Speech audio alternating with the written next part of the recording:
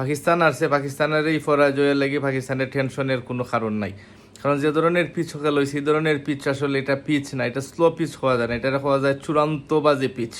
এবং আমি দেখছি যে সিয়াম আইয়ুব এবং হারিস যে আউট হয়েছে দিকা অন্য বুজ্জা শট করছে, এবং এটা পিচও বল আইয়াও আয় না, মানে কীরকম বল আইব এটা কোনো ধারণাই করা যায় না। কারণ এরকম পিচও কোনো প্লেয়ারে প্র্যাকটিস করে না, কোনো প্লেয়ার রেডি থাকে না মেন্টালি যে এরকম একটা পিচও খেলা লাগবো বা খেলা হইব কইরা।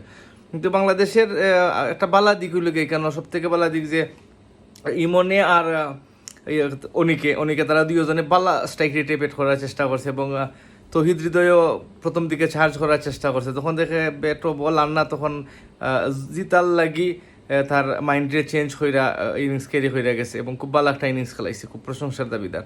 যদি কেন উইকেট ফরে দিত তাইলেও তো বা এই 111 রানই অনেক রান হয়ে যেত। এই ধরনের পিছু 111 রান অনেক সময় টাফ হয়ে যায়, গিয়ে ব্যাক টু ব্যাক 2-1 উইকেট গেলে গিয়ে।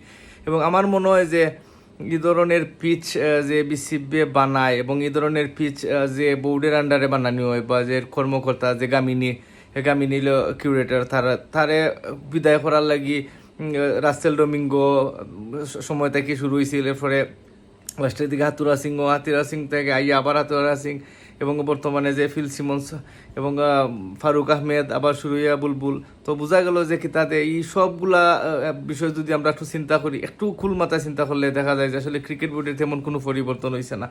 মানুষের পরিবর্তন হয়েছে, নীতির পরিবর্তন হয়েছে না। আমরা নীতির পরিবর্তন চাই।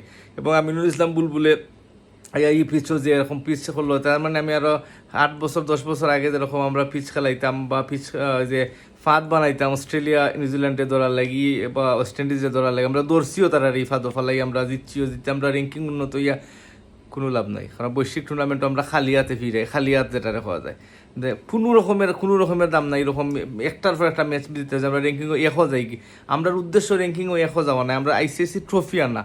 একটা দল খেলে, একটা দলের উদ্দেশ্য থাকে একটা ট্রফি জিতা। আমরা এইম থাকতে হইব, আমরা চিন্তা থাকতে হইব, আমরা স্বপ্ন থাকতে হইব, আমরা আইসিসির একটা ছোটো ট্রফি, আমরা এশিয়া কাপ পর্যন্ত আগে জিতা শুরু করি। আর আমরা এটা সিরিজ জিতে এত কোনো লাভ নাই, আমরা র্যাঙ্কিং বাড়ে এত কোনো ফায়দা নাই। এরকম তো আমরা ক্রিকেটার সকলদের জীবন নষ্ট করলাম, ক্রিকেটার সকলদের তার এবিলিটি ক্যাপাসিটি তারা ডাউন হয়ে যায়। কিন্তু যেখানে ক্যাপ্টেনে নিজে কইছে যে এখানে আসলে কিচ্ছু করার নাই, ব্যাটসম্যান সকলদের, তার মানে এটা একবারে ক্লিয়ার হয়ে গেল যে প্লেয়ার সকলদের বোর্ডের মধ্যে বা কিউরেটারের মধ্যে কোনো সমন্বয় নাই। প্লেয়ার সকলতে লিটনের কথা বোঝা গেল যে প্লেয়ার সকলতে চায় না এরকম পিচ চায় না। এরকম পিচে অনেক ক্রিকেটার সকলদের জীবন ধ্বংস হয়েছে, বা ক্রিকেটার সকলদের ক্রিকেটীয় গ্রাফ অনেক নিচে আইছে। এটা সংবাদ সম্মেলনে স্বীকার করছে এবং এটা মানছে। তার মানে ক্রিকেটার সকলদের কোনো মতামতের গুরুত্ব না দিয়া, ক্রিকেটার সকলদের কথা চিন্তা না করেই এরকম পিচ বানানো হয়েছে। যদি ক্রিকেটার সকলদের সাথে চিন্তা ভাবনা করা হইতো, আলোচনা করা হইতো, তাহলে হয়তো বা এরকম পিচ হইতো না, এরকম পিচ বানানো হইতো না। আমরা ক্রিকেটের উন্নয়ন যদি চাই, আমরা যদি ক্রিকেটের উন্নয়ন চাই, বৈশ্বিক টুর্নামেন্ট আমরা বালা করতাম চাই, তাহলে অবশ্যই আমরা স্পোর্টিং উইকেটও খেলতে হইব।